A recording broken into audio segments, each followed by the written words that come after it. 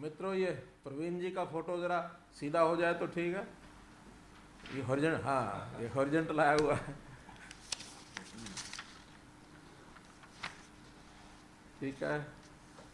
अश्विनी सौदा जी, सुरेंद्र जी, दीवान, पुष्पेंद्र जी आ गए, धीरेन्द्र अवस्थी आ गए, अमित वालिया आ गए, प्रदीप शर्मा आ गए, रितेश महेश्वरी आ गए, प्रवीण जी आ गए, योगेंद्र शर्मा आ गए, प्रोक्ष चौधरी, दीपक बंसल, अमित वालिया, झज्जर से अभी तक झज्जर अभी तक।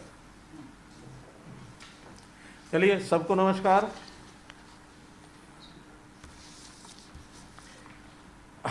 मित्रों, आज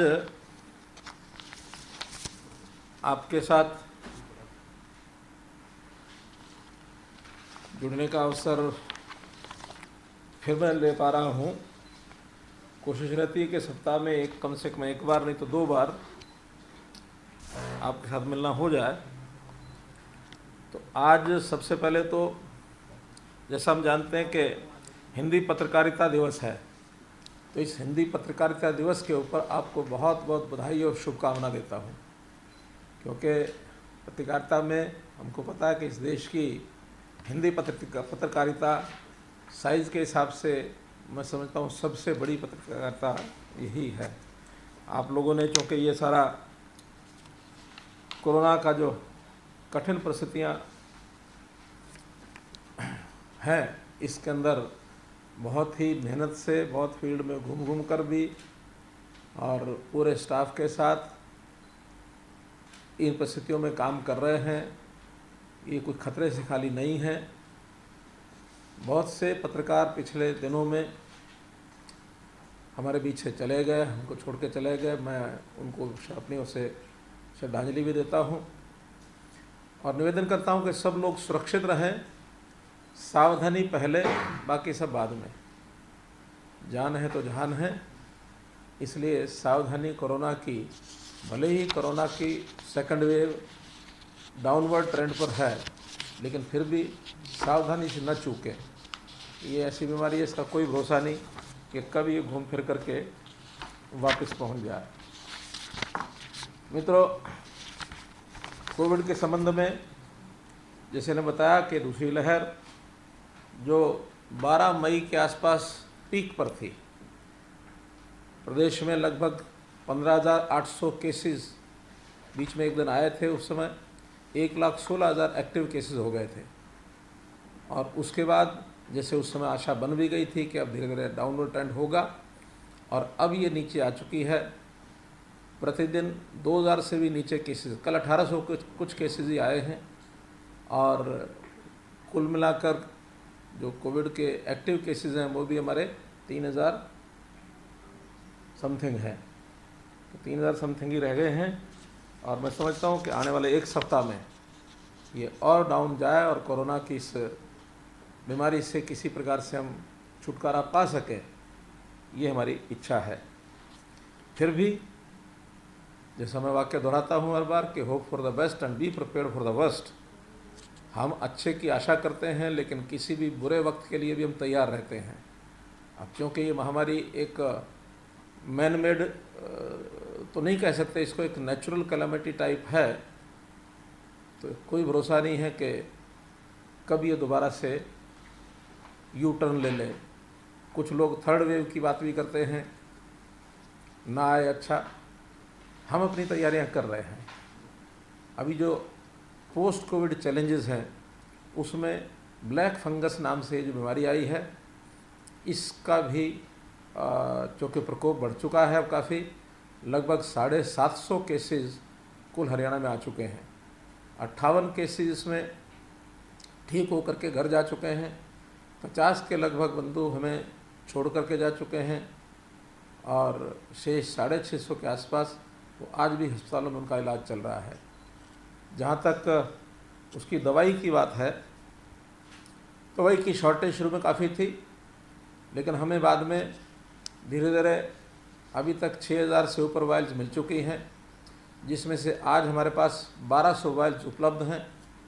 अगले 2 दिन में 2000 वायल्स और हमारे पास आने वाली हैं, निश्चित है, सुनिश्चित है, क्योंकि दिल्ली जैसे सेंटर से मिलती है उसका कोटा जो मिलता है, हमारे पास 2000 का कोटा है और एक 5000 का ऑर्डर हमने प्लेस कर दिया है।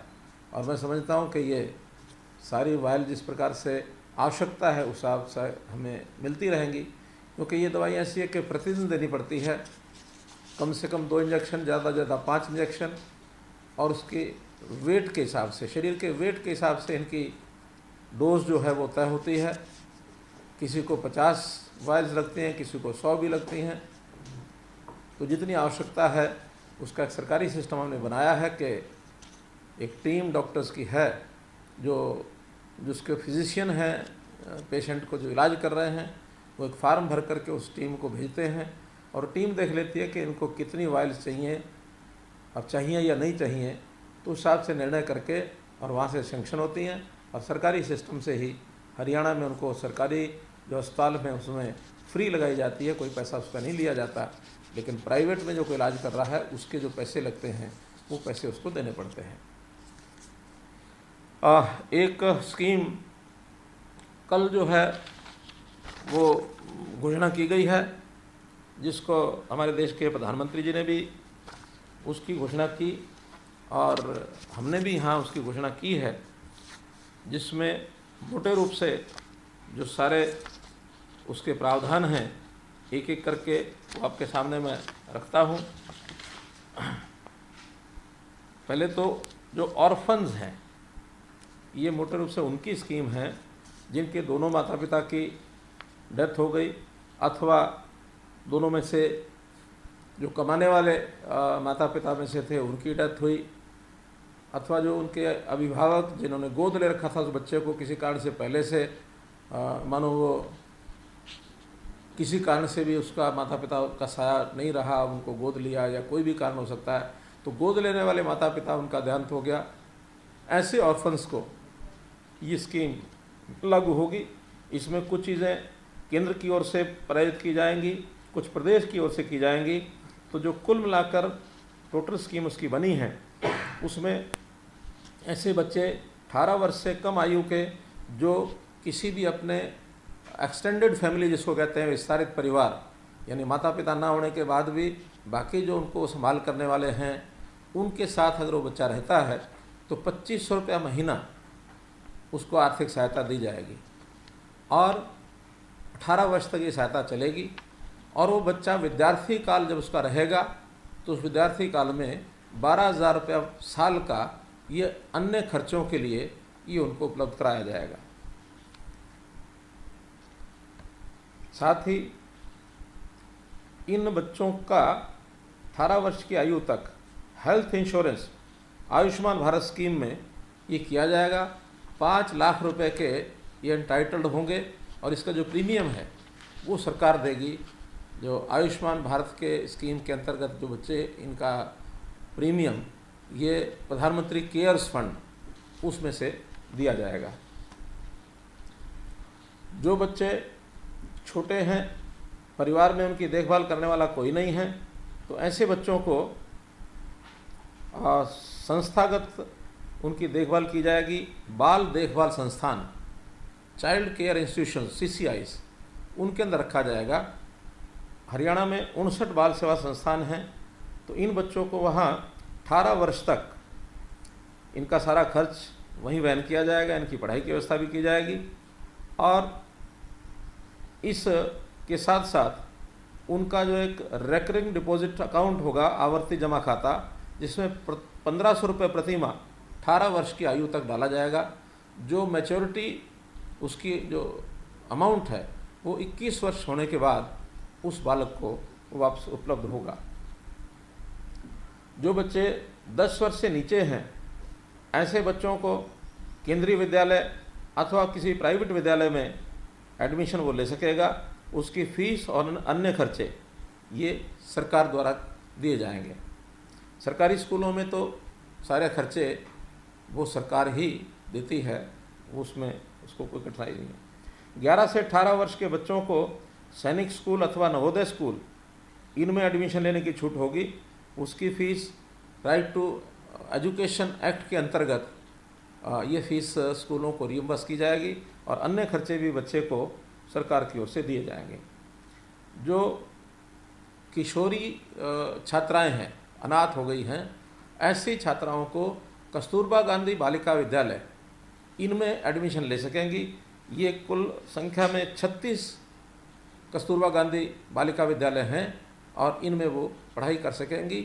ये आवासीय विद्यालय होंगे और फ्री ऑफ कॉस्ट इनको वहाँ पढ़ाई मिलेगी और इनको साथ ही 12,000 रुपया प्रति वर्ष का जो हम अन्य स्थानों में पढ़ने वाले बच्चों को दे रहे हैं, जिनको 2,500 रुपया दिया जाता है घर में जो रहते हैं, लेकिन ये चूँकि आवासीय विद्यालय में इनको 12,000 रुपया वार्षिक वो इनको भी दिया जाएगा ताकि अन्य खर्चों में इनको काम आ सके।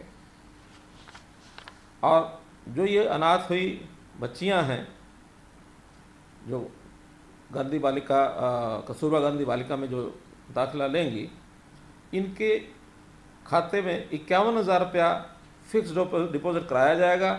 जो मुख्यमंत्री विवाह शगुन योजना जो हम शादी के समय देते हैं, इन बच्चियों के खाते में अभी से जमा करा देंगे ताकि 51,000 रुपये की राशि का जो और इंटरेस्ट वगैरह जुड़ करके राशि बढ़ेगी तो विवाह के समय ये उनको मिलेगा।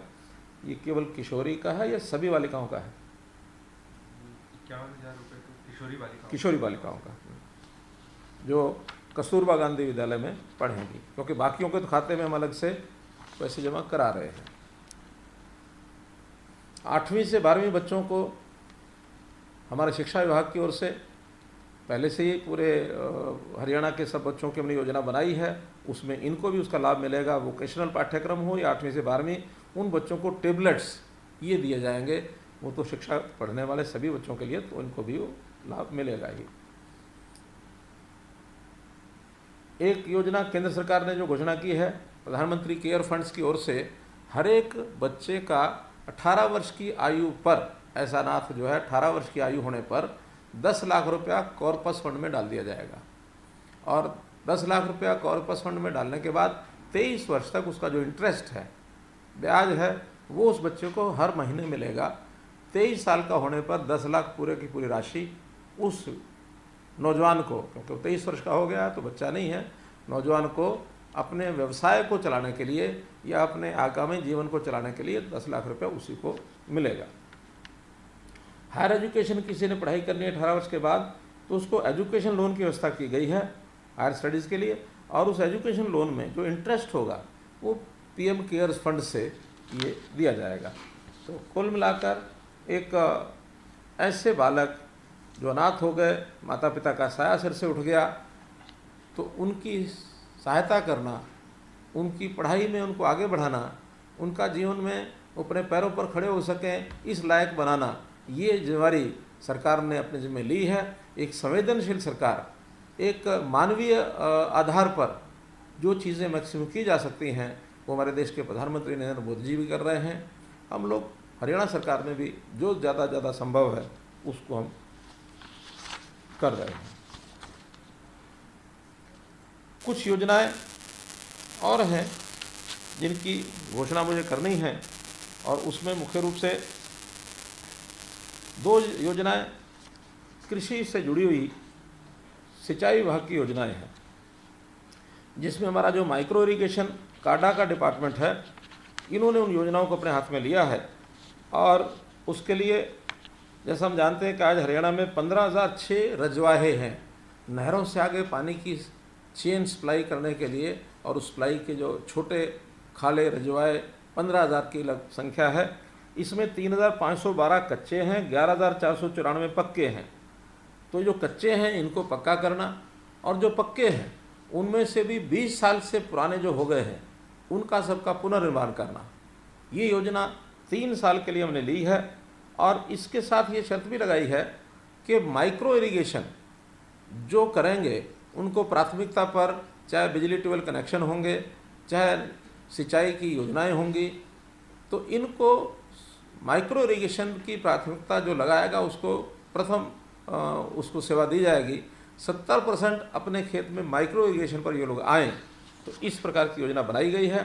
3 परियोजनाओं जिसमें Bhakra canal command phase 2, WJC canal phase 4, जेल एंड कनाल कमांड फेज़ 2, इनके जो 1546 रजवाए हैं इन 15,000 में से, उनको सबको पक्का किया जाएगा, जिससे 5,75,000 एकड़ ये ज़मीन जो है इसकी सिंचाई होगी। इस पर लगभग ये काम सब 2025 तक पूरा होगा। लगभग 3700 करोड़ रुपया इस पर खर्च आएगा और ये 3700 करोड़ रुपया नाबार्ड से सहायता लेकर और ये डिपार्टमेंट को दिया जाएगा।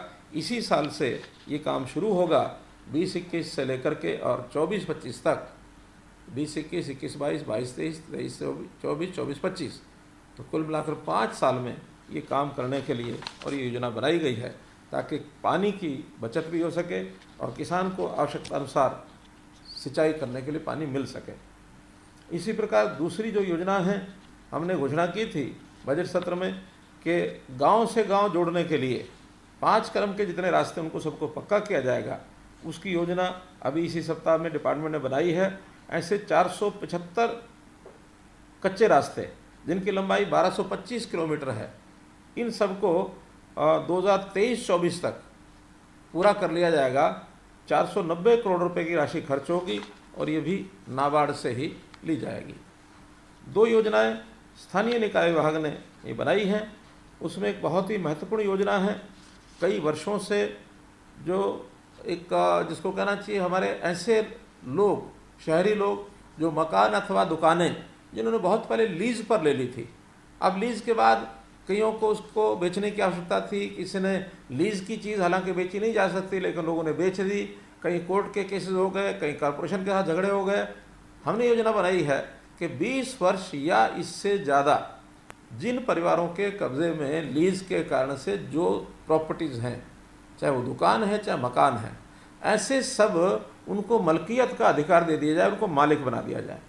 और मालिक बनाने के लिए एक स्कीम की आज मैं घोषणा कर रहा हूँ कि ऐसे 31/12/20 तक जिनको 20 वर्ष हो गए हैं, अर्थात जिन्होंने लीज इस शताब्दी की बजाय पिछली शताब्दी में ली थी, 1 जनवरी 2000 से पहले, 1 जनवरी 2000 से पहले जिन्होंने लीज पर ली हुई है, उन सब के लिए योजना है, जिसमें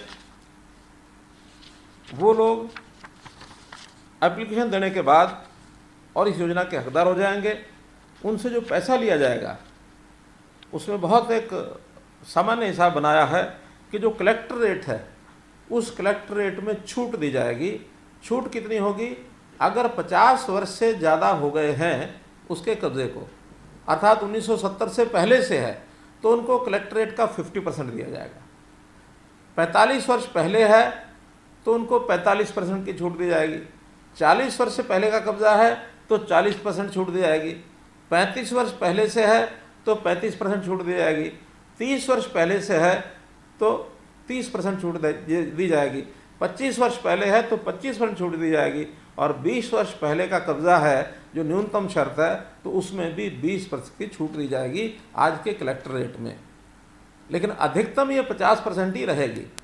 कोई अगर ये कहे कि 100 साल पुरानी उसके कब्जे में है तो फ्री मिलेगी, ऐसा नहीं होगा। मैक्सिमम छूट 50% होगी।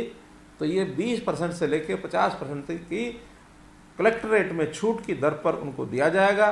बाकी प्रोसीजर हैं, अप्लाई करेंगे, 1 महीने में उस अप्लाई करने पर किसी को एतराज़ आपत्ति होगी तो आपत्ति दर्ज कराएंगे, 1 महीने में उसका निपटारा होगा। अगले 15 दिन में उसको 25% पैसा देना होगा और फिर आगे 45 दिन में उसको पूरा 75% पैसा देना होगा। जब पूरा 100% पैसा उनकी ओर से आ जाएगा तब उनके नाम वो जो ज़मीन, मकान और प्लॉट, जो मकान और दुकान, वो उनके नाम कर दी जाएगी। अगर मकान और दुकान 2 मंजिल है, 3 मंजिल है और 2 या 3 अलग अलग लोग उसका उपयोग कर रहे हैं, अलग अलग रसीदें कटाई हुई हैं, उसमें भी अलग अलग से उनको पैसा देना पड़ेगा। अगर 2 मंजिल है तो प्रथम तल 60%, द्वितीय तल 40%, और अगर 3 मंजिल है तो उनको प्रथम तल 50%, यानी बेस भूतल जिसको कहना चाहिए, ग्राउंड फ्लोर 50%, प्रथम तल 30% और द्वितीय तल 20%, ऐसा ये 100% का बंटवारा होगा। छत का अधिकार जो सबसे ऊपर वाला मंजिल का व्यक्ति होगा उसको होगा, लेकिन उसके ऊपर निर्माण नहीं कर सकेगा, केवल छत का उपयोग जो करना होता है वो छत का उपयोग उस प्रकार से वो कर पाएगा। तो ये सारे इसके अंदर एक प्रावधान किए गए हैं। बहुत लंबे समय से ये मांग चलती आ रही थी, तो इसका हमने प्रावधान किया है और ये अब समझो कल 1 तारीख है, कल से इस योजना का शुभारंभ मानना चाहिए। आज इसका नोटिफिकेशन हो जाएगा, तो कल से इस योजना को हम शुरू करेंगे और जो 20 साल जिसको 31/12/2020 तक हो गए हैं वो लोग इसमें अप्लाई कर सकेंगे। एक दूसरी योजना वो भी घोषणा कर रहा हूँ कि शहरों के अंदर बहुत से ऐसी भूमि म्यूनसिपैलिटीज़ की ये पड़ी हुई है, बेकार है, कहीं कहीं प्राइवेट प्रॉपर्टी के बीच में घिरी हुई पड़ी है, रास्ता नहीं है, या कहीं कहीं अनुपयोगी हो गई है, छोटा टुकड़ा है। तो ऐसे टुकड़ों को साथ लगते प्लॉट धारक को या कोई भी उसको खरीदना चाहे तो उसको बेचने का म्यूनसिपैलिटी को एक प्रावधान कर दिया गया है कि मूल्य निर्धारण करा करके मूल्य निर्धारण की व्यवस्थाएं बनाई गई हैं। चाहे वो बैंकिंग की व्यवस्था मूल्य निर्धारण की उस अनुसार करें, चाहे इंश्योरेंस की मूल्य निर्धारण की व्यवस्थाएं उस अनुसार होगी। तो ऐसी 2 या 3 व्यवस्थाएं ऐसी बनी हैं। मूल्य निर्धारण थर्ड पार्टी करेगी, सरकार नहीं करेगी। तो जो थर्ड पार्टी द्वारा मूल्य निर्धारण हो करके उसका कीमत होगी, उस कीमत पर जो अप्लाई करेंगे उस अप्लाई करने वाले को उसको दे दिया जाएगा। तो पहले ये इस प्रकार का प्रावधान न होने के कारण से बहुत प्राइवेट लोगों को भी उसका कठिनाई थी और उनके बीच में कहीं उनके प्लॉट को 2 हिस्सों में बांटते थे। खास करके जो गांव शहरी क्षेत्र के अंदर विलीन हो गए हैं, उन गांव के राजस्व रास्ते जो होते थे, आज वो राजस्व रास्ते किसी के उपयोग के नहीं हैं, क्योंकि सड़कें डेवलपमेंट प्लान के हिसाब से अलग बन गई हैं और वो लोगों की ज़मीन के बीच के रास्ते हैं। लोगों को उसका उपयोग करना है अपनी ज़मीन का, वो बीच में अड़चन बनती है। पहले ज़मीन को बदलने का जो प्रावधान था कि इतनी ज़मीन लेकर के इतनी वापस करते थे, उसमें से एक सहूलत दे करके कि उस ज़मीन को जो बाज़ार भाव है उसके हिसाब से उनको बेच दिया जाए। हाँ, म्यूनसिपैलिटीज़ इस पैसे का उपयोग अपने दैनिक खर्च में नहीं करेंगे, उसको एक अलग अकाउंट में रखेंगे। वो एसेट्स बनाने में, चाहे तो ज़मीन बनाने में या कोई भवन बनाने में, उस एसेट क्रिएशन के अंदर ही उस पैसे का उपयोग हो पाएगा। अपना डे टू डे जो रेवेन्यू एक्सपेंसेस है उसके अंदर उस पैसे को खर्च नहीं कर पाएंगे। कुल मिलाकर ये 4 स्कीमें, 2 यूएलबी की और 2 इरिगेशन की। एक इरिगेशन की है, एक रास्ते की है, मार्केट कमेटी की, मार्केटिंग बोर्ड की। तो ये 4 स्कीमें मैंने आपके सामने घोषणा करनी थी। और एक जो ऐसे अनाथ बच्चे हैं जिनको एक सहायता कल प्रधानमंत्री जी ने भी की है, हमने भी की है, उसको दोहराना था। कुल ये विषय आपके सामने रखने थे और आपको मैंने शुभकामना दी है हिंदी दिवस की। तो कुल मिलाकर आपकी ओर से एक विषय और जो मुझे रखना है आपके सामने कि जैसे कोविड है, तो कोविड में हम लोग सावधानी बरतते हैं। सारे जो हमने महामारी अलर्ट घोषित किया हुआ है उसकी कल अवधि पूरी हो रही है, 31 तारीख प्रातःकाल 5 बजे। तो उसको आगे के लिए भी, क्योंकि अभी एकदम हम ऐसा अपने आप को ये ना माने कि कोरोना से बिल्कुल निजात मिल गई है, तो कुछ छूट देते हुए उसको फिर से दोबारा 1 सप्ताह के लिए बढ़ाया जा रहा है, अर्थात 7 जून तक प्रातःकाल 5 बजे तक। महामारी अलर्ट सुरक्षित हरियाणा। तो इसमें सबसे पहले जो दुकानें खुलने का समय है उसको जो पहले 7 बजे से 12 बजे तक था, कुछ रिप्रेजेंटेशन हमको मार्केट्स के मिले, जिन्होंने कहा कि सवेरे चाहे थोड़ा लेट कर दें लेकिन दोपहर तक या दोपहर बाद थोड़ा समय तक और खोला जाए। तो इसका समय बदल करके 9 बजे से और 3 बजे तक ये किया जाएगा और उसी प्रकार से ऑड इवन हिसाब से चलेगा। ऑड जो डेट है तो ऑड नंबर की दुकानें, इवन डेट है तो इवन नंबर की दुकानें ये खुलेंगी। ये प्रावधान भी उसी हिसाब से ये चलेगा। आंगनवाड़ी क्रच इनको जैसे पहले बंद हैं, इनको भी 30 जून तक बंद रखा जाएगा। कॉलेज और ITIs और जैसे स्कूल भी हमने बंद किए हैं, ये भी 15 जून तक सब बंद रहेंगे। मॉल जो बाज़ारों में हैं उनको खोलने का प्रावधान किया है कि कितना एरिया है उस मॉल का, उसके हिसाब से उसको हर घंटे उपस्थिति की छूट दी है। 25 स्क्वायर फुट पर एक व्यक्ति, यानी अगर 1000 स्क्वायर फुट का वो मॉल है तो उसमें 40 व्यक्ति एट ए टाइम अंदर रह सकते हैं। अगर 2000 का है तो 80 लोग रह सकते हैं। इसी हिसाब से जितना एरिया है उस एरिया का बता करके और अपना कोई ऐप बनाएंगे वो कि पहले से प्री अपॉइंटमेंट लेकर के लोग आएँ और उस हिसाब से एंटर करें, और जो एंटर किए हैं वो बाहर आते हैं, तब जितने बाहर आते हैं उतने अंदर जा सकते हैं। 1 घंटे के लिए अंदर रहेंगे, 1 घंटे के बाद उनको बाहर आना और दूसरे घंटे वाले उनको अंदर भेजना। इसका रेगुलेशन ये मॉल्स के लोगों को बनाना होगा, बना करके और डिप्टी कमिश्नर से वो जो भी प्रावधान वहाँ डीसी करेंगे उस हिसाब से परमिशन लेकर के और उसको वो चला सकते हैं। लेकिन इसका समय भी सुबह 10 बजे से लेकर के और शाम के 6 बजे तक रहेगा, तो इस नाते से उसका उपयोग वो कर सकते हैं।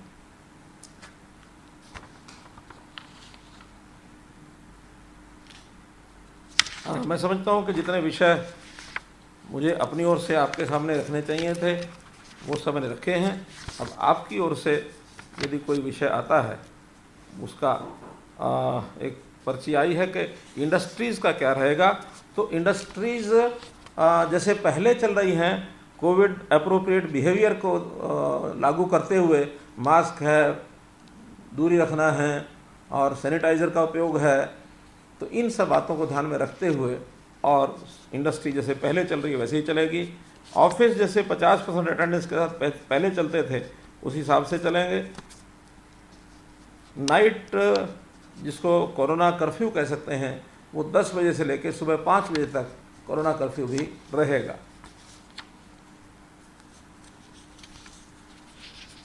कोई भी हमारे सज्जन जो कोई, क्योंकि आज हमने ये सुविधा दी है सबको कि भी कोई प्रश्न आप सीधे भी पूछना चाहें तो पूछ सकते हैं। पिछली बार हमने ऐसा नहीं किया था, तो अपना जो हाथ खड़ा करेंगे, रितेश महेश्वरी जी हाथ खड़ा कर रहे हैं। रितेश जी। धन्यवाद मुख्यमंत्री जी। सबसे पहले तो आपको बहुत बहुत बधाइयाँ, शुभकामनाएं जो आपने बच्चों का ख्याल रखा है। एक सवाल इसमें एक मेरा और ये, जो मध्यम वर्ग परिवार है या मध्यम वर्ग के जो लोग हैं जिनका थोड़ा छोटा कारोबार था, 20 लाख 50 लाख 1 करोड़ का कारोबार था, उनके लिए सरकार क्या योजना है? क्योंकि इस महामारी में सबसे पीड़ित व्यक्ति वही हुए हैं कि दुकानों के भी किराए देने हैं और स्टाफ की सैलरियाँ भी देनी है उनको। देखिए, पिछली बार हमने इस विषय को इस ढंग से सोचा था क्योंकि लॉकडाउन जो किया था उस लॉकडाउन की अवधि बहुत लंबी चली थी। मुझे जहाँ तक ध्यान है कि मार्च में ही लॉकडाउन शुरू हो गया था और ये जून तक जुलाई तक चला था, यानी लगभग 4 बल्कि जुलाई तक भी चला था और बाद तक भी चला था, तो 5-6 महीने लग गए थे। हाँ, अनलॉक फेज़ 1 फेज़ 2 फेज़ 3 वो भी चलाया, तो उस समय कठिनाइयाँ कुछ ज़्यादा थी। इस बार तो ये सारा जो लॉकडाउन का विषय है ये अप्रैल के महीने में शुरू करके और अब मई तक लगभग इसको समाप्त कर दिया। पिछले सप्ताह से ही हमने दुकानें खोल दी थी, तो 1 महीना 1.5 महीना ही हुआ था।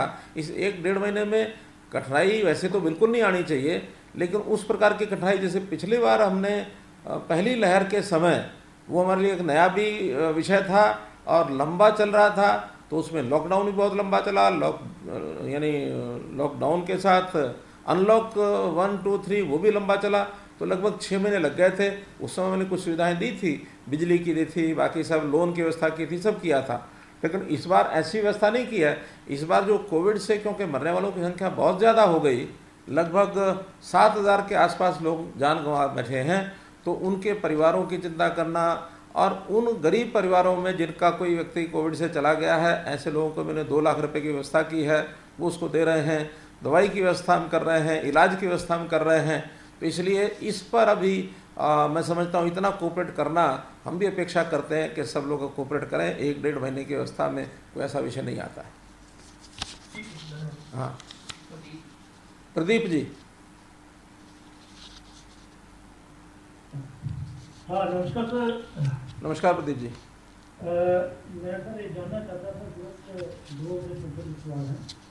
एक तो सर जो वैक्सीन की अवेलेबिलिटी है तो उसकी आजकल काफ़ी दिक्कत आ रही है। तो पहला प्रश्न तो मेरा ये था कि हरियाणा के पास एज ऑफ नाउ हमारे पास कितना स्टॉक अवेलेबल है। दूसरा, हमने एक घोषणा की थी, आपने भी की थी, हर दोस्तों भी की थी कि आप ग्लोबल टेंडर करेंगे 1 करोड़ वैक्सीन के लिए। तो अगर उससे कुछ प्रोग्रेस है उससे क्या करें? ये सर क्या है हुआ है ग्लोबल टेंडर?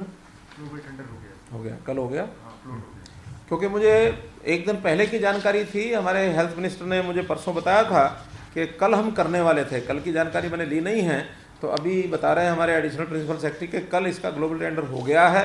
अभी तक 58 लाख लोगों को वैक्सीनेशन के इंजेक्शन लग चुके हैं और आगे रेगुलर स्पीड जो हमारी 50,000 की 60,000 की है वो डेली लग रहे हैं। लेकिन जैसे ही वैक्सीनेशन के इंजेक्शन हमारे पास उपलब्ध होंगे तो ये 2 लाख प्रतिदिन लगाने की भी हमारी आगे योजना है। इसमें क्योंकि 2 प्रकार से ये सब इंजेक्शन लग रहे हैं, 45 वर्ष से ऊपर और 18 से 45, और इसमें भी 18 से 45 में भी हमने वर्क प्लेस पर कुछ विशेष कैटेगरीज जो हैं उनके लिए व्यवस्था की है ताकि उनको पहले लगाया जाए। सरकारी कर्मचारी हैं उनको पहले 20% का कोटा उसमें उनको रखा है ताकि जो आवश्यकता जिनकी पहले है उन सबको लगाएं। कल से योजना हमने बनाई है कि जो बड़ी आयु के लोग हैं उनको हम वाहनों की व्यवस्था करेंगे। खास करके जो दूर दराज गाँव में रहते हैं, जो वैक्सीनेशन सेंटर पर आ नहीं सकते हैं, तो उनको एम्बुलेंसेस भेजेंगे। हमारे पास जो पुलिस की गाड़ियाँ इस काम के लिए हमने लगाई थी 500 गाड़ियाँ, वो भेजेंगे। हमारी जो रोडवेज़ की बसें हैं 125 जिनको हमने एम्बुलेंस के रूप में उपयोग किया, अब उसका उपयोग उतना नहीं रहा है, उनको भेज करके और उन लोगों को वैक्सीनेशन सेंटर पर लाएंगे। और कुछ संस्थाएं हैं उनको हमने कहा है कि उनको भी ऐसे जो दिव्यांग बंधु हैं या जो बड़ी आयु के हैं उनको ला करके और उनको ड्राइव इन जैसा एक प्रोग्राम उन्होंने चलाया था, ड्राइव वैक्सीनेशन। तो ड्राइव वैक्सीनेशन में माध्यम में गाड़ी में बैठे बैठे ही उनको इंजेक्शन लगाया जाए ताकि आधा घंटा उसमें आराम करें, बाद में उनको घर में छोड़ के आया जाए। ऐसी सुविधाएं जो लोगों की आवश्यकता है उनको हम दे रहे हैं। और जैसे वैक्सीन का हमारा इंजेक्शन का उपलब्धि बढ़ेगी, स्टॉक बढ़ेगा, तो इस संख्या को जो 50-55 हज़ार है इसको हम 2 लाख तक भी ले जाएंगे।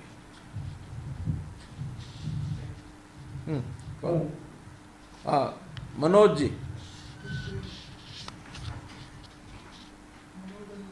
अनम्यूट करो। मनोज जी अनम्यूट करो पहले। हाँ ठीक है जी, नमस्कार जी, जी नमस्कार। आवाज आ रही है? हाँ जी, हाँ जी आ रही नमस्कार जी। मुख्यमंत्री कि निजी अस्पतालों के माध्यम से जो लोगों का इलाज किया गया, अब कई शिकायतें आ रही हैं। हाल ही में ध्यानचंद गुप्ता जी जो कि स्पीकर हैं, आपसे मिले भी थे, उन्होंने कुछ अस्पतालों की बिल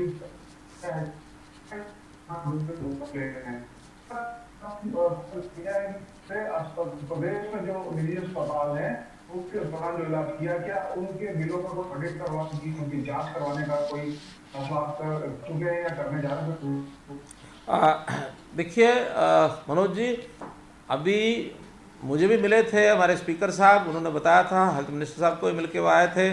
तो हमने ये तय किया है कि 3-3 लोगों की कमेटी जिला स्तर पर बनाई गई है और उसमें नए निर्देश दिए हैं कि उसमें सीए भी वो जोड़ लें।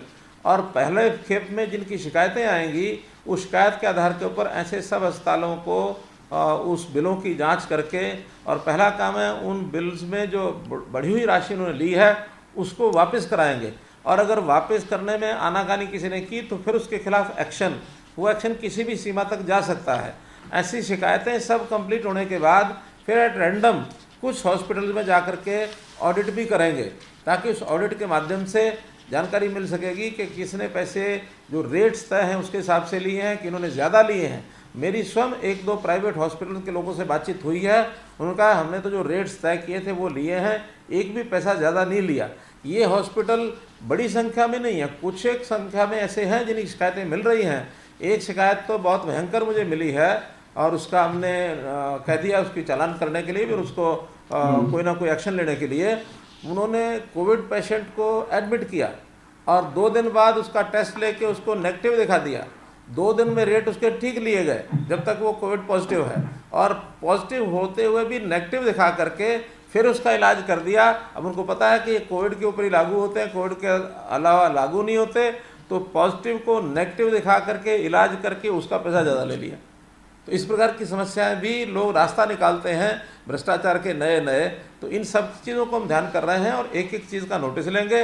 हाँ, जिनको शिकायत है उनको शिकायत के लिए आगे भी आना चाहिए। कई लोग शिकायत तो करते हैं लेकिन उस शिकायत के लिए एडमिनिस्ट्रेशन को लोगों को बताते नहीं हैं, ये भी उचित नहीं है। मैं अपील करता हूं सब लोगों को कि अगर किसी ने जो रेट लिस्ट बनी है, घोषित है, सबको बता रखा है, अखबारों में आया, सब जगह आया, 8,000 से लेकर 18,000 रुपये तक रेट्स हैं, ऐसे 8 और 18 के बीच वो जैसी सुविधा उनको मिली है, जिस टाइप का हॉस्पिटल है, और इससे ज़्यादा किसी ने लिया है तो उनको आगे आकर के शिकायत करनी चाहिए। आगे जरा एक बार हाथ खड़ा कर देंगे।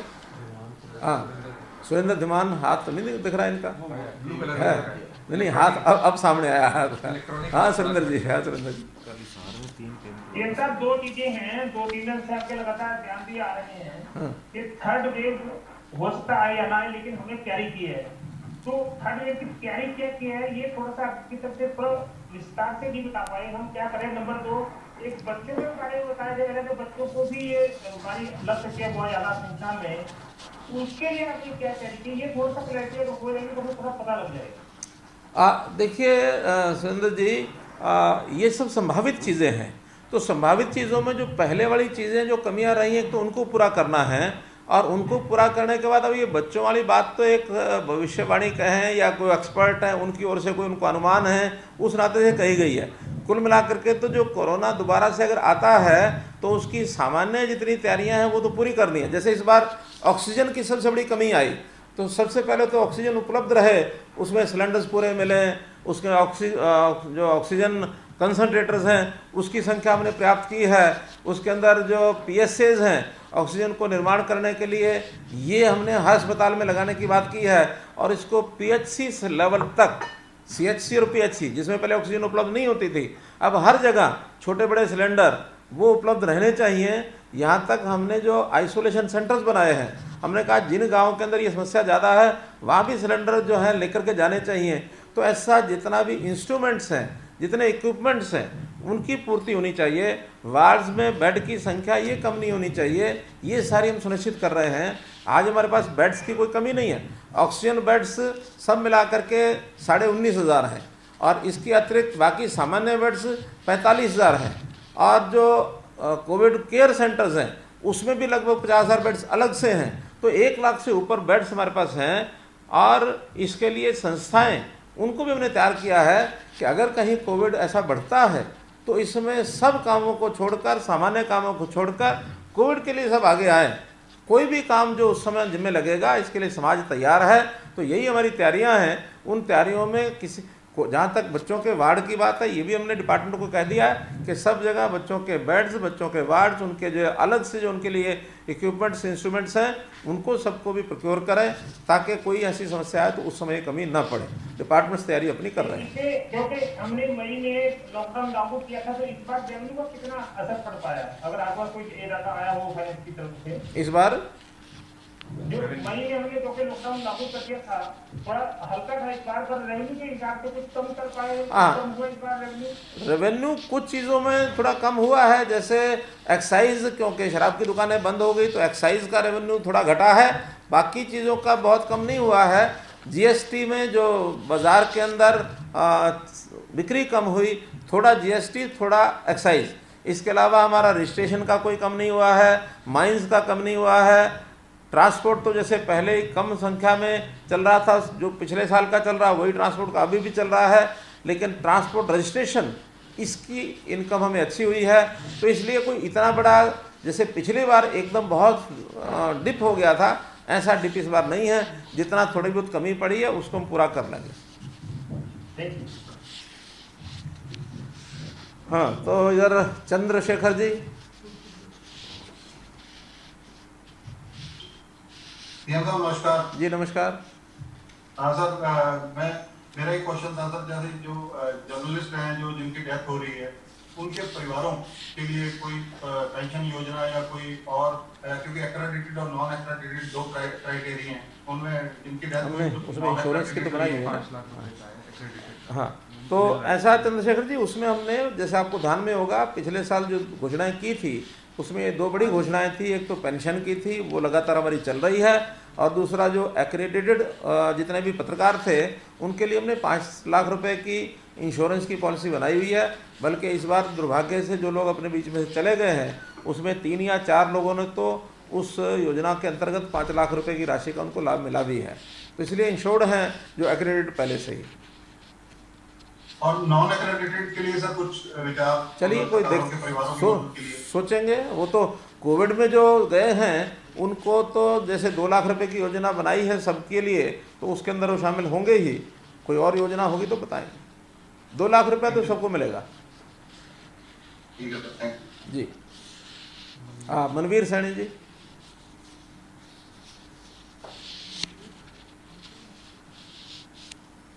मनवीर जी अनम्यूट करो, अनम्यूट।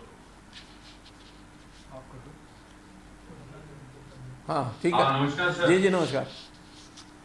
सर मेरे यही जानकारी में चाह रहा था, नंबर 1 कि हमारे हरियाणा में अब तक ब्लैक फंगस से कितनी डेथ्स हुई हैं, एक। दूसरा, अब सेकेंड वेव ऑलमोस्ट चली गई है, आपने तैयारी भी बहुत की है, ऑक्सीजन वगैरह भी हुआ, इंफ्रास्ट्रक्चर भी क्रिएट हुआ, लेकिन एक बात आज तक फिर चल रही है, वो है टेक्नीशियंस की। अपना जो इक्विपमेंट है उनको हैंडल करने वाले टेक्नीशियंस की और स्टाफ नर्सेज की शॉर्टेज की। ये कमी तब भी थी, ये कमी आज भी है। इसके लिए क्या किया जाएगा? और एक छोटा सा सवाल और था सर, पिछले साल आपने ये वेबिनार्स किए थे इन्वेस्टमेंट्स के लिए, FDIs के लिए, कि कुछ कंपनीज हमारे यहाँ पे आएंगी, तो उसकी अब आज की अपडेट क्या है? मनवीर जी, जहाँ तक स्टाफ की कमी का विषय है, हमने पिछले हफ्ते में डिपार्टमेंट को कहा है कि जो आवश्यक स्टाफ है कोविड के विषय को लेकर के, इनकी सबकी स्पेशल भर्ती, उसमें डॉक्टर्स हैं, नर्सिस हैं, टेक्नीशियंस हैं, तो ये डिपार्टमेंट योजना बना रहे हैं। इसको हम पहला काम तो ये है कि पब्लिक सर्विस कमीशन के प्रीव्यू से हमको बाहर निकालना होगा, फिर एक कमेटी नई बना करके, और उनको जो उनकी मेरिट है, जो उनकी क्वालिफिकेशन है, उस क्वालिफिकेशन के आधार पर विदाउट टेकिंग एनी एग्ज़ाम और उस मेरिट के ऊपर ही और वॉक इन इंटरव्यू करके, और जो उनमें योग्य व्यक्ति होंगे उनको हम लेंगे, ऐसा डिपार्टमेंट इसकी योजना बना रहा है। इसी प्रकार जो आपने वेबिनार इन्वेस्टमेंट के कहे हैं, देखिए हर चीज़ का अपना एक समय होता है, एक वातावरण होता है। अब जब से ये कोविड है, इंडिविजुअल बातचीत तो हमारी चल रही है, उसमें वेबिनार के माध्यम से कुछ जगह पर हमने बातचीत की भी है, और वो क्योंकि एक लंबा प्रोसेस होता है, तैयारियों में लोग लग जाते हैं, किसी को ज़मीन खरीदनी है, किसी को लाइसेंस लेना है, किसी को अपनी इन्वेस्टमेंट का इंतजाम करना है, तो जो इंटरेस्ट दिखाते हैं उनके साथ हम बात करते हैं, लेकिन कोई खुले इस प्रकार के कोई उनको वेबिनार सेमिनार बुला करके अभी थोड़ा सा जैसे वातावरण कोविड के इसमें से बाहर निकले, ये उसके बाद ही समय पर विचार करेंगे और आगे बढ़ाएंगे। क्योंकि अभी तो पिछले 2 महीने से हम ही जिस प्रकार के सारी सोच में थे, प्राथमिकता हमारी इस कोविड से बचाव करने की थी, बाकी चीज़ें और एक 15 दिन बाद, महीने बाद विचार कराएंगे। सर एक बात छोटी सी और थी, जिस तरह से कोविड के केसेस कम हुए हैं हरियाणा में, इस चीज का श्रेय आप किसको देंगे? आपके मेडिकल पैरामेडिकल स्टाफ को देंगे, या जो समय चला वो समय निकल गया? देखिए, अब मैं किसी एक को इसका श्रेय देता हूँ, क्रेडिट देता हूँ, तो मुझे लगता है दूसरों के साथ अन्याय हो जाएगा। इसलिए ये एक कोऑर्डिनेटेड एफर्ट है। इस एफर्ट में सब लोगों ने काम किया है।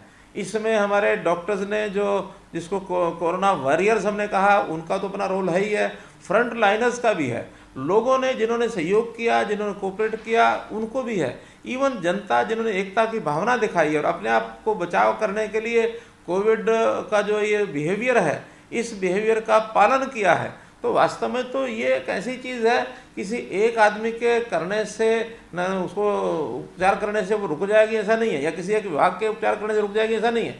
ये सब लोगों को मिलकर के करना है, सब लोग लगे हैं इसमें। हमारे सारे डिपार्टमेंट में, चाहे वो पुलिस का डिपार्टमेंट है, चाहे वो अर्बन लोकल बॉडीज का है, ग्राम विकास का है, इसमें हमारे शिक्षा विभाग है।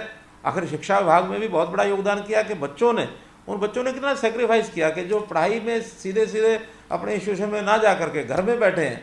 कोई ठीक से पढ़ाई कर पा रहा है, कोई नहीं कर पा रहा है, व्यवस्थाएं भी हमने बहुत देने की कोशिश की है, लेकिन पूरा एक स्ट्रक्चर बदलने के बाद और ये एक बिहेवियरल चेंज होता है, तो इसमें बहुत लोगों का योगदान है। किसी एक को क्रेडिट देना मुझे उचित नहीं लगता। सर बस वो ब्लैक फंगस वाली डेथ्स का रह गया, वो आप किसी अधिकारी को कह दें कि नहीं, मुझे मालूम है 50 डेथ्स हुई हैं, 58 लोग ठीक होकर के घरों को जा चुके हैं और लगभग 650 लोग आज भी हॉस्पिटल्स में एडमिट हैं। Thank you very much sir. ठीक, आगे आशीष अग्रवाल जी। जी नमस्कार मुख्यमंत्री जी। नमस्कार आशीष जी।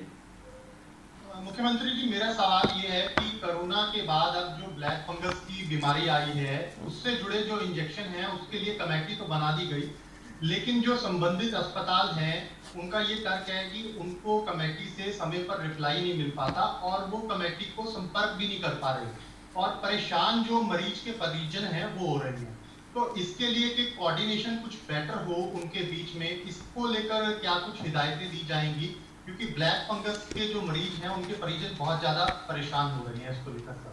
हाँ, देखिए आशीष जी, पहली बात तो ये है कि सबसे बड़ा संकट इसमें स्टॉक अवेलेबिलिटी का है।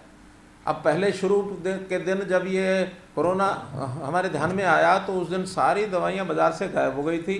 सिर्फ पहली खेप में हमको 200 ही इंजेक्शन मिले थे और 200 इंजेक्शन देखा जाए तो गंभीर मरीज हैं, 2 मरीज भी ठीक नहीं हो सकते उससे।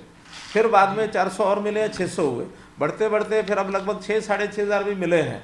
6-6.5 हज़ार का भी मैं देखता हूँ तो उसको अगर 50-60 भी लगाते हैं हम इंजेक्शन तो भी कितने 60 पेशेंट को 6,000 लग जाते हैं। पेशेंट अभी 550 से यानी 600 के आसपास जो हॉस्पिटल में इस समय इलाज हो रहा है, लेकिन अभी 2,000 इंजेक्शन हमको 2 दिन में, अगले 2 दिन में मिलने वाले हैं।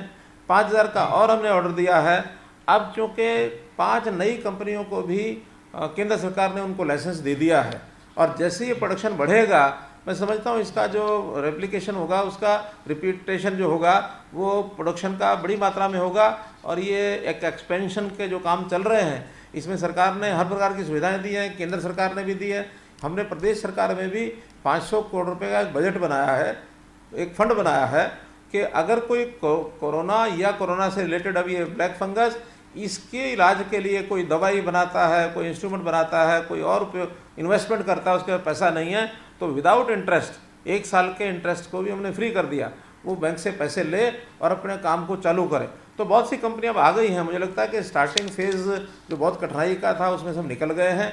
अब उसका एक प्रोसीजर बनाया है कि जो फिजिशियन है इलाज करने वाला, उसका एक प्रोफार्मा है, प्रोफार्मा भर करके उनको ऑनलाइन भेजना होता है। ऑनलाइन जो कमेटी बनी है उस कमेटी को भेजते हैं, कमेटी उसका अध्ययन करती है। 2 कठिनाइयाँ कमेटी की होती हैं। एक तो ये कि जिनके लिए वो समझते हैं कि इनको अभी बहुत आवश्यक नहीं है ब्लैक फंगस, क्योंकि जनता को या अभिभावक को बहुत ज़्यादा पता नहीं होता दवाई का कि कौन सी दवाई इसको लगेगी। कमेटी तय करती है कि इसको अभी आवश्यकता नहीं है। और दूसरा स्टॉक के बारे में भी उस कमेटी को बताया जाता है कि आप लोग जितना स्टॉक है उसके हिसाब से ही रिकमेंड करें। अगर मान लो रिकमेंडेशन ज़्यादा वो करते हैं, स्टॉक है नहीं, तो बहुत बड़ी दुविधाएं पैदा हो जाएंगी।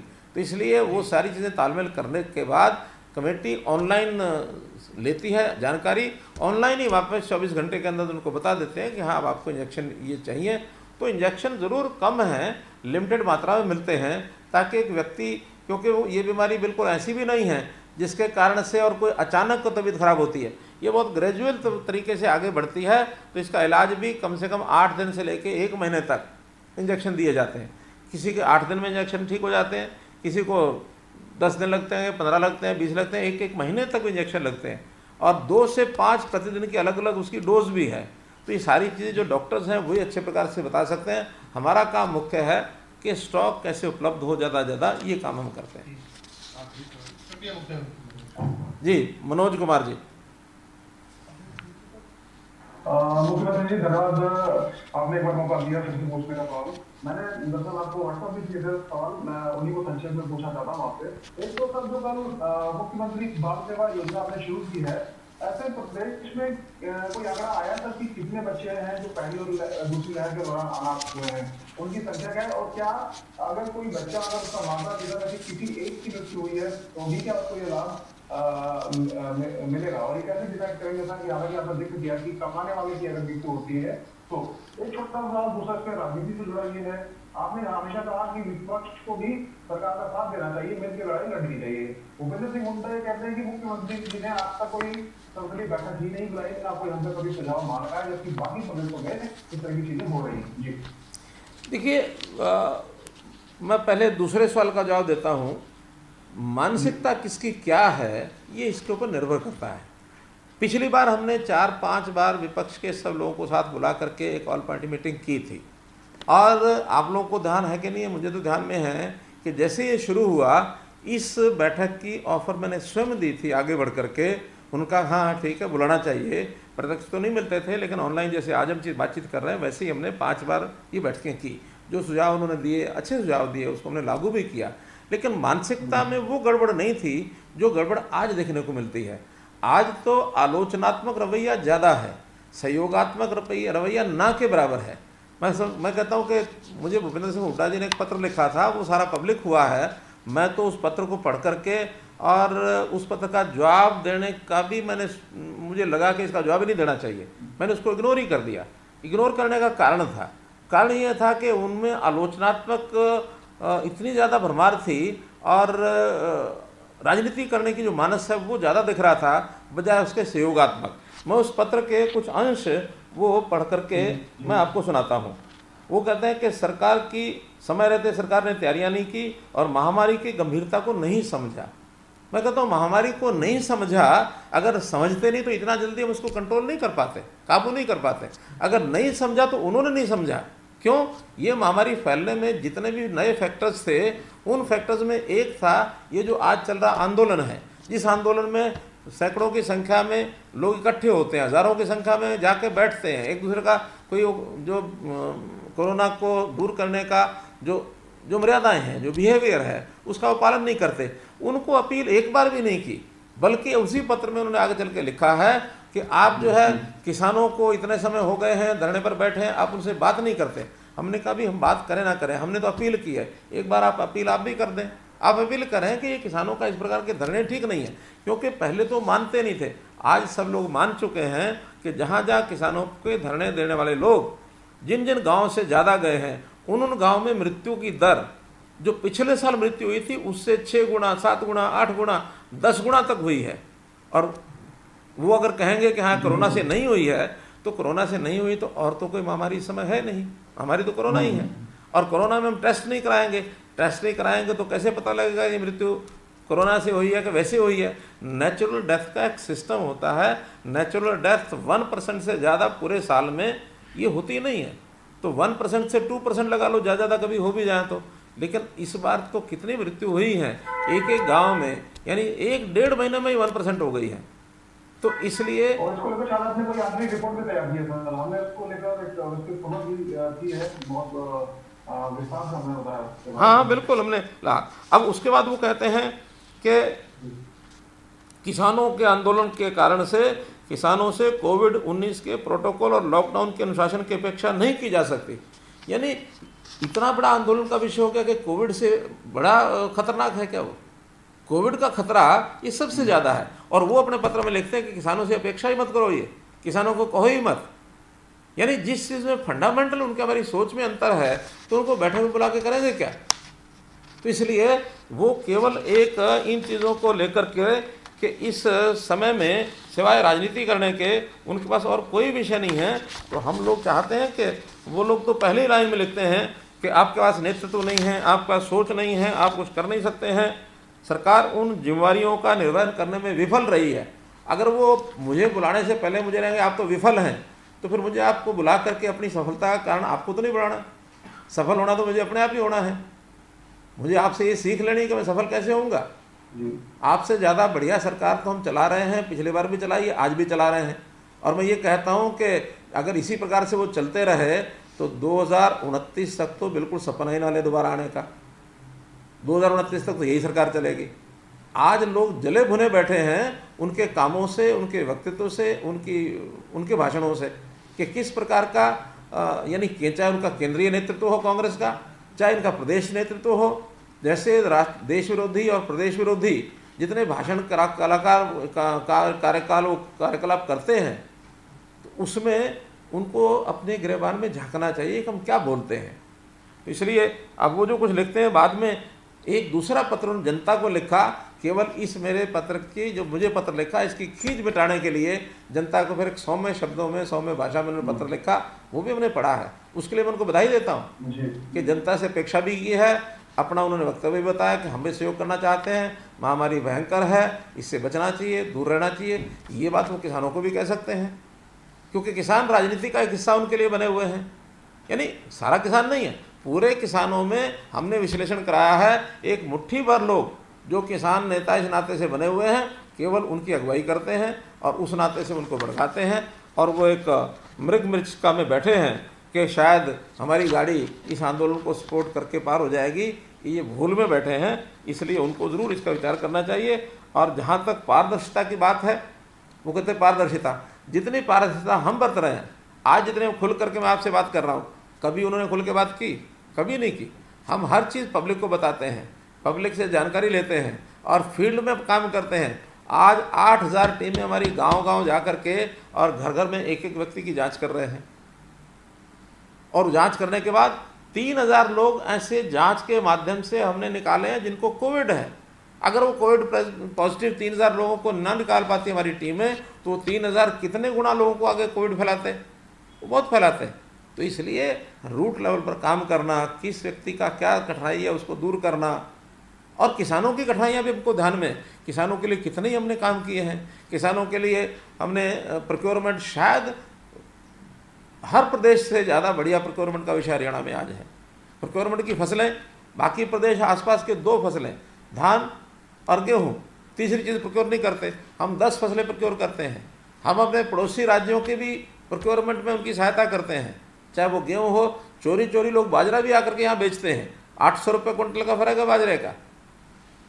तो हम इतनी सारी चीज़ें प्रोक्योर करते हैं। किसान को सीधा पैसा अगर दिया है तो हमारे देने के बाद फिर पंजाब को मजबूरन वो देना पड़ा है। मंडी व्यवस्था हमारी सबसे बढ़िया है।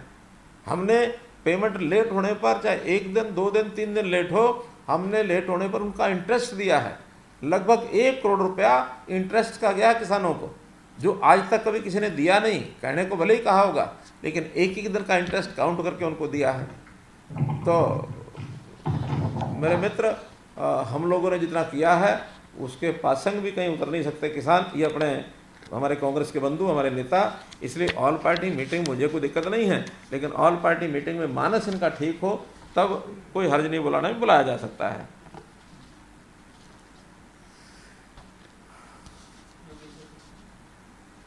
हाँ, और योगेंद्र जी, योगेंद्र शर्मा।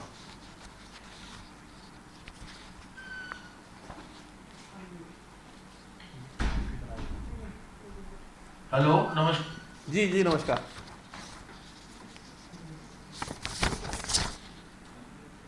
अनम्यूट करो योगेंद्र जी, अनम्यूट। जी हाँ, मेरे 2 ही सवाल आपसे हैं। वैसे मैंने सुबह भी लिख के भेज दिए थे सवाल। जी जी। एक तो जैसे आपने अभी अपोजिशन की बात की है, दिल्ली के मुख्यमंत्री अरविंद केजरीवाल भी लगातार बहुत गंभीर किस्म के आरोप केंद्र पे और जो है बीजेपी शासित राज्यों पे लगा रहे हैं। अभी उन्होंने लास्ट में ये कहा कि ये जो केंद्र ने राज्यों के ऊपर जिम्मेवारी डाली है वो ऐसा हो गया जैसे पाकिस्तान से युद्ध चल रहा हो और केंद्र ये कह दे कि भाई अपनी अपनी रक्षा आप करें सारे राज्य। पहला सवाल तो सर एक तो ये है मेरा। दूसरा एक बहुत बड़ा विवाद अभी हुआ है। नहीं पहला सवाल, पहला आयुर्वेद की जो लड़ाई है, मैं क्या कर रहा हूँ उसमें बाबा रामदेव। योगेंद्र जी, पहला सवाल पूरा करिए कि कौन सी बात को कह कर वो कह रहे कि प्रदेशों पर जिम्मेवारी डाली है, कौन से विषय को लेकर कहा? वो जो राज्य को कहा है ना ग्लोबल टेंडर करने, कई चीजों के लिए जो केंद्र ने निर्देश दिया कि भाई अपने हिसाब से वो डिसीजन ले लें।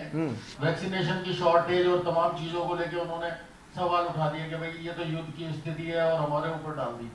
एक तो सर ये है। अच्छा, दूसरा मेरा ये था कि जो बाबा रामदेव वाला अभी विवाद हुआ है, आयुर्वेद और आईएमए का जो डिस्प्यूट चल रहा है, उस पे अभी आपने कुछ नहीं कहा, इस पे आप क्या कहेंगे?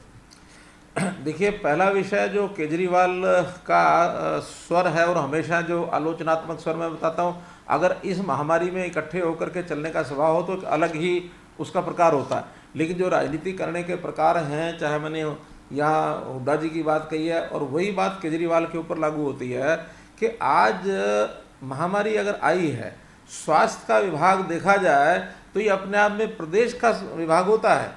चाहे स्वास्थ्य है, कितने विभाग ऐसे हैं जो प्रदेश के ही जिम्मे होते हैं।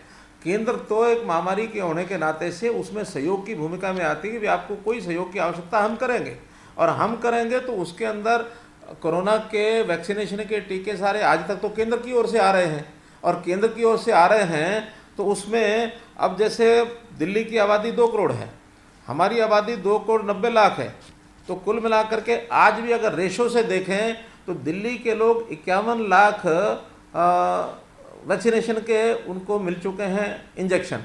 अगर उनको 51 लाख 2 करोड़ के हिसाब से मिले हैं तो हमको ये 74-75 लाख मिल जाने चाहिए थे। हमारे यहाँ भी 58 लाख आए हैं। तो देखा जाए हरियाणा और दिल्ली तुलना कर लें तो दिल्ली को वैक्सीनेशन के टीके ज़्यादा मिले हैं, हरियाणा को कम मिले हैं। और अगर दूसरे प्रांतों का भी लगाएंगे आप, पर मिलियन अगर पॉपुलेशन का हिसाब लगाएंगे तो दिल्ली को इंजेक्शन सबसे ज़्यादा मिले हैं। फिर अगर वो कहेंगे इंजेक्शन नहीं मिल रहा है, इंजेक्शन नहीं मिल रहा है, और उठा करके जितना स्टॉक आएगा, अब जितना स्टॉक आएगा मिलेगा तो सारे देश को, अकेली दिल्ली को तो नहीं मिल सकता, और सारे देश को मिलेगा तो प्रो रेटा मिलेगा। और क्योंकि ये चीज़ ऐसी नहीं है कि हरियाणा यानी अपने देश के अंदर सब अपनी ही प्रोडक्शन और हम बना रहे हैं और बनाने के बाद दे नहीं रहे हैं। बहुत चीज़ें इसमें रॉ मटेरियल है वो बाहर से आता है, अगर अपने देश में बनता भी है तो सारी चीज़ अपने आप नहीं बना सकते। दूसरे जो बाहर के इंजेक्शन है, स्पुतनिक इंजेक्शन है, उसका हमने यानी रजिस्ट्रेशन उसका किया है, और भी कंपनियां जो कर रही हैं, तो सभी प्रदेश बाहर से मंगाने का प्रयत्न कर रहे हैं। जिनको जल्दी चाहिए वो मंगा सकते हैं, केंद्र तो आज भी दे रहा है, जो आज देगा वो आगे भी लगेंगे। वो ड्रामा करने के लिए क्या किया, कल से मेरे वैक्सीनेशन सेंटर सारे बंद। क्यों बंद? क्योंकि मुझे टीके नहीं मिले हैं। हम कहते हैं टीके तो बाकी प्रदेशों से आपको ज़्यादा मिल रहे हैं, आप जैसे बाकी प्रदेश कर रहे हैं, आज हम भी 2 लाख एक ही दिन में लगा करके अपना स्टॉक खत्म कर सकते हैं। हमको पता है कि जितना स्टॉक मिल रहा है, हम 50,000 60,000 रोज़ करेंगे तो ये काम हमारा चलता रहेगा। तो ये सूझबूझ अरविंद केजरीवाल को रखनी चाहिए। वो सूझबूझ रखने के बजाय राजनीति करने का उसका मानस है, वो करता है। और विपक्ष के लोग अगर महामारी पर भी करते हैं तो भगवान भला करे उनका। इसलिए महामारी पर राजनीति किसी को नहीं करनी चाहिए, ऐसा मेरा उनको भी एक सलाह है। जहाँ तक आयुर्वेद की बात है, आयुर्वेदिक और एलोपैथिक, देखिए इसमें बहुत समय से, प्राचीन काल से आयुर्वेद हमारी स्वास्थ्य सेवाओं का केंद्र बिंदु रहा है। बाद में एलोपैथी ये आगे बढ़ी, इसके ऊपर काम हुए, रिसर्च हुई, एलोपैथी ने भी देश और दुनिया के अंदर अपना एक स्थान बनाया है। इसके बाद बहुत सी ऐसी फोर्सेस हैं जो इन सब का कम्बिनेशन करके कि भी एलोपैथी भी चलनी चाहिए, आयुर्वेद भी चलना चाहिए, दोनों के कम्बिनेशन के साथ चीज़ों को आगे बढ़ाना चाहिए। और ऐसे समन्वयवादी जो चिकित्सक हैं, चिकित्सा के जो विशेषज्ञ हैं, बहुत बड़ी संख्या में आगे आ गए हैं। लेकिन ये अच्छी बात नहीं है कि आयुर्वेद एलोपैथी को ना माने, एलोपैथी आयुर्वेद को ना माने। ये दोनों एक्सट्रीम हैं। मैं दोनों एक्सट्रीम में से किसी से भी सहमत नहीं हूँ। इनको सबको तालमेल बैठा के आगे बढ़ना चाहिए। हम कम से कम तालमेल बैठा के बढ़ रहे हैं, चाहे वो आयुर्वेद की दवाइयाँ हों, चाहे एलोपैथी की दवाइयाँ हों। जो जिसके मन में विचार आता है, जो जिसको सूट करती है, वो उसके हिसाब से वो चलता है। इसलिए इस नाते से समय बैठा के चलना चाहिए। बहुत बहुत धन्यवाद। आप लोगों ने इतना, सबने अच्छे प्रश्न किए और अच्छा सहयोग किया, और सारे प्रश्न सामने आए। आपके माध्यम से जनता को ये पहुँचे, ये मेरी अपेक्षा। बहुत बहुत धन्यवाद।